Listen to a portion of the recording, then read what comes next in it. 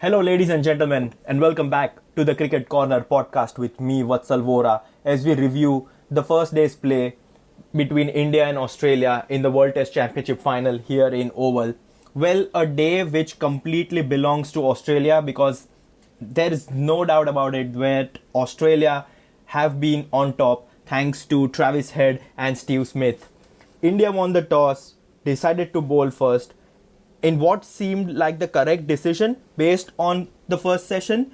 In the first session, the ball was doing its thing, swing and movement off the pitch both were seen in plenty, which troubled the Australians. However, once David Warner and Manas Labuschagne got used to the conditions, they played out the conditions really well, they took their time.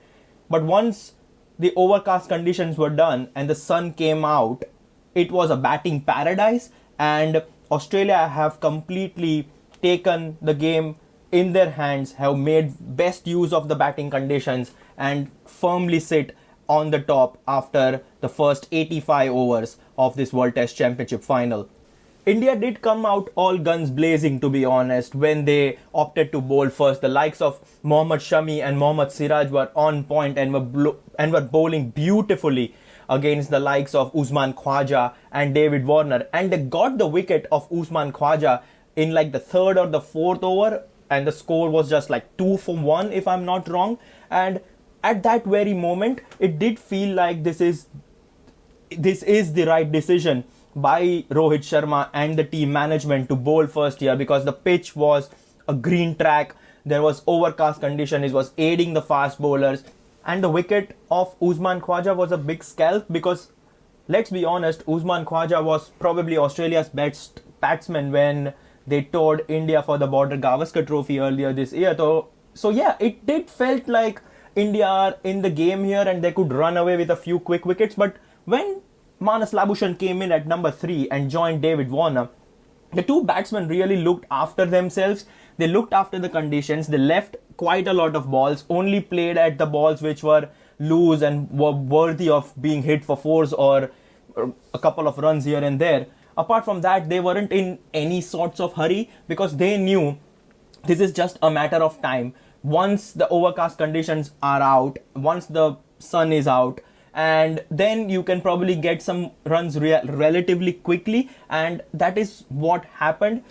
Unfortunately for Australia, David Warner lost his wicket right before the lunch break. He was caught down the leg side of a short ball and an excellent catch by Shikhar Bharat of the bowling of, who was it? Yeah, it was Shardul Thakur, wasn't it? And that was a really cheap wicket to give away once, because I think David Warner has struggled with form, and when you get like 43 odd runs of 60 deliveries, you want to hang in there, get to a 50, then possibly to 100. But unfortunately for Australia, David Warner had to go, and he was joined, Manas Labuschagne that is, was joined by Steve Smith, and the pair were trying to get through to the third session probably unscathed in a way. But once India came out to bowl after lunch, they had that hunger in their belly once again, and they dismissed Manas Labuschagne. What a peach of a delivery that was from Mohammad Shami. Wonderful delivery right in the line with the off stump, and just came in a little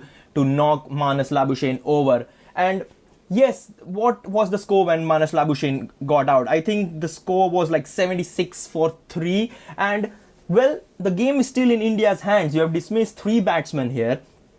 You are having a new batsman coming out. You are just the batsman already at the crease. Steve Smith has just come out of a lunch break. This is the time to get the ascendancy, but unfortunately for India this time, that didn't happen, because once Travis Head and Steve Smith got going, there was no turning back for Australia. The sun was beaming down. The pitch had just completely lost all of its movement, and the swing, that all completely disappeared once the game entered the second session and the second half of the first day's play, because it was just so easy for Australia and Smith and Travis Head in general.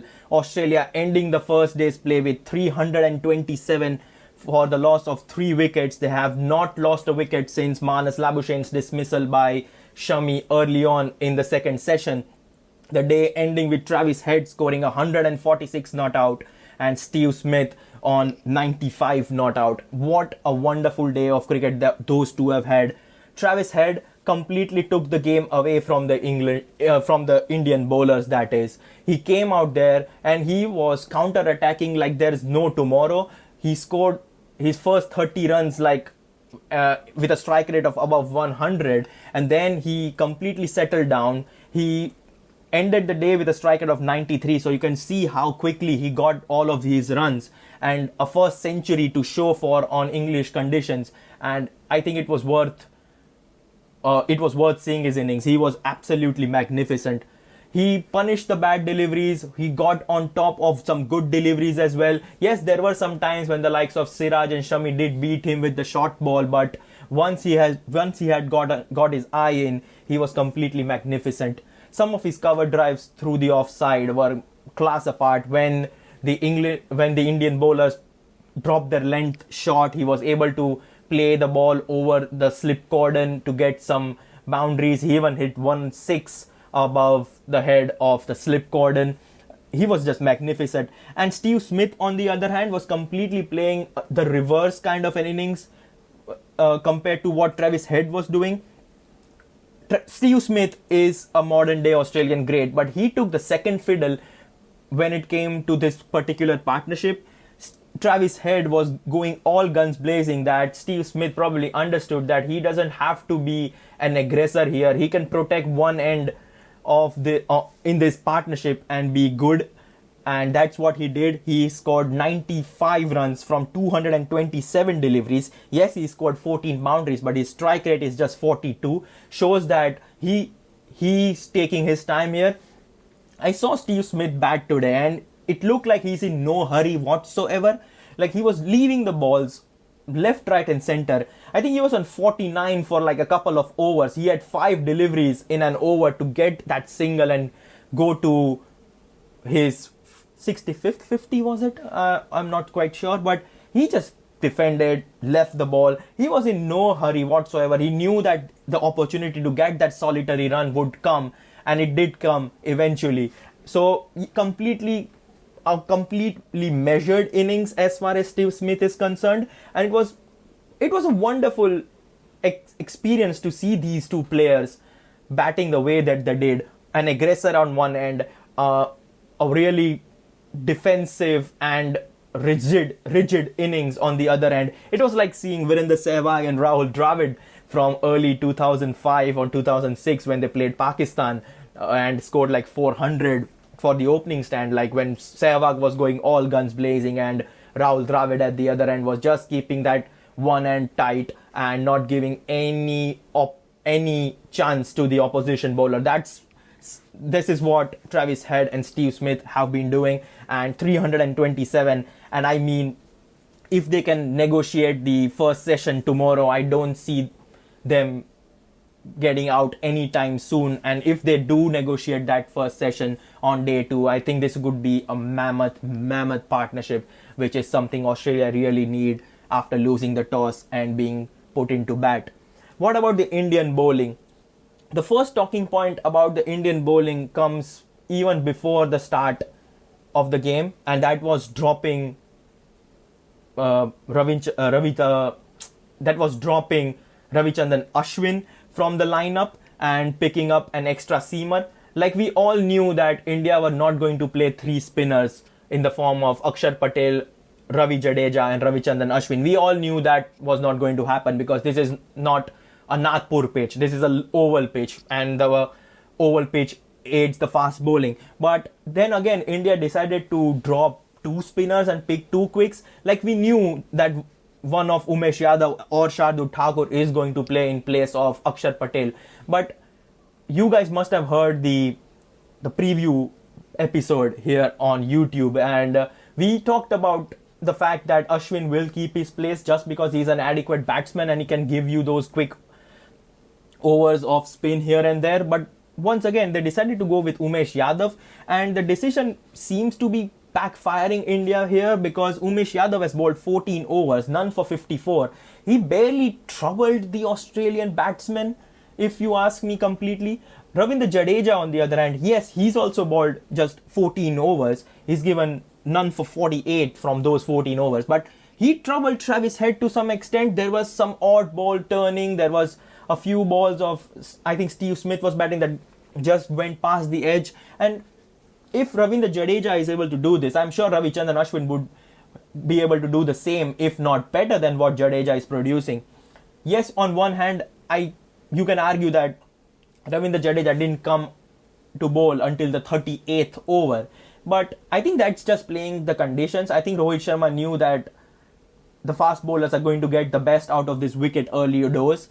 And that's why he went with the 3 quicks, or the 4 quicks, that is. But if you had Ravichandran Ashwin at one end, from one end, I'm sure you could have done much better. But those are the things of the past now. As far as Indian bowling is concerned, Mohammad Shami and Mohammad Siraj were excellent today. Both have a wicket to their names. Shami picking up Labuschagne, as we mentioned. Usman Khwaja was dismissed by Mohammad Siraj for a not. So that was another wonderful effort from the Indian bowlers. But I think the credit should not go to the Indians here. Yes, credit when credit is due, but I think the star of the show have to be Steve Smith and Travis Head. As I mentioned before, Travis Head 146, Steve Smith 95, both at the crease here. Steve Smith looking for his third 100 at the Oval. I think he's already averaging above 100 at Oval, which is just marvelous. And he really loves this ground, doesn't he? And he's going to be a menace to the English bowlers when it comes to the Ashes. But it's really looking good for Australia. And they could just pile on the misery tomorrow. And it could be a completely reverse thing from the Border Gavaskar Trophy, when India were at the top all the time. This is Australia at the top for at least the first days, after the first day's play, that is. A partnership of 251, and it barely was troubled. There were a few odd deliveries and odd bouncers here and there which kept troubling Travis Head, but Steve Smith just looks like in the league of his own, and I can see him batting for a lot of overs tomorrow. And those are the worrying signs as far as the Indians are concerned, because both of these players are set. Both of these players have just the conditions to perfection, that is. And yeah, it would take a really good delivery or a false shot to get either Head or Smith out. Now, what do India need to do to get back into this World Test Championship final? If you ask me personally, India have to bat tomorrow. There is no other way that India can pull the game back into their grasp, in a way, that is. They need to bat tomorrow. Now, will Australia allow them to bat tomorrow is the question which I am coming up in my head right now. Let's say they play for 2 sessions tomorrow, 2.5. They declare after tea. Is that what India need? Because if Australia play 2 more sessions, you can assume they'll add another 200 runs based on how good the batting conditions looked after the first session. So it is very much possible that Australia can add another 150-200 runs here, because let's be honest, Australia do have a lot of batting still left. They have an already settled pair of Travis Head and Stephen Smith at the wicket. If they lose 1 or 2 wickets, they still have Cameron Green to come out next. Cameron Green was excellent in the IPL. He ended the Border Gavaskar Trophy on an excellent note with 100 in Ahmedabad, so he is in form. Alex Carey is no slouch with the bat. He can sweep the way to some runs. He can be a handy batsman who can give you those quick fire 30-35 runs. So he's still amongst the batsmen who are still left to bat. Pat Cummins can give you some quick runs as well. And Mitchell Starc and Nathan Lyon are capable of hanging out there in the middle as well. So Australia still have a lot of batting left, and that's what will trouble and hinder India's chances going forward. At one point in time, it felt like India just getting through the overs quickly and unscathed, if I might add, because I felt like Rohit Sharma and co are just looking for the new ball and hoping the new ball can give them the magic of the pitch back and possibly give them a wicket or two to end the day's play. But I think it was too little too late. They did have like 4.5 overs with the new ball, but Steve Smith and Travis Head looked quite comfortable. Well, a couple of balls which were pitched up looking for swing through, I think Mohammad Siraj looking for some swing, pitched the ball up, and Travis Head was just saying, yeah, thank you very much, I'll hit these couple of deliveries to the boundaries. One was a cover drive, one was a straight drive, and even the new ball doesn't seem to be troubling the Australian pair here. The only hope that India has right now is that the ball is relatively new, just 4.5 overs old, and if they can get the same overcast conditions for the first session tomorrow and maybe get a wicket of either Travis Head and Steve Smith, if not both, just one of them would do. Get a new batsman in, get Cameron Green in, probably get Alex Carey in, and try to break this defense. Get a small scratch in the armor possibly. I'm losing words here because Australia have been magnificent. Travis Head, Steve Smith, take a bow. You are the player of the day for me. If I had to pick one player of the day, it's like a tradition here on the Cricket Corner podcast. When you're doing such reviews, you pick a player of the day. And if I had to choose one, I would personally go for Travis Head, because the way he counter-attacked, it took India completely out of the game. It took the steam out of the Indian bowling attack. And he's the reason, his counter-attack is the reason why Australia are ending the first day well on top of India. Much to ponder as far as Rohit Sharma and the Indian management is concerned, but well, if this is going to be a hell of a batting track, then India have a good batting lineup as well, if not better. I was going to say a far better batting lineup, but I don't think so that's the case. But yeah, India have a good batting lineup as well, with the likes of Gill, Pujara, Rohit Sharma, Virat Kohli, Ajinkya Rahane. So if the pitch does aid batting, then you can expect India to score some ginormous runs as well. But that's still well into the future. India first have to make sure that they dismiss Australia for a relatively low score. 327 already on the board. What will be a good score now? Anything under 400, but it doesn't look like Australia are going to lose 8 wickets or 7 wickets in the next 73 runs. So a lot of worries for India after the end of day's play, but let's see how the day pans out tomorrow. Overcast condition would be helpful, but you never can predict the English weather, can you? So this is the review of the first day's play from the World Test Championship Final. Australia well on top, and looking forward to India's response tomorrow. I'll be there tomorrow with yet another episode, so make sure you are tuning in on YouTube. Make sure you are liking, sharing and subscribing to this channel. For the time being, this is me, Vatsal Vora, signing off. Ciao for now.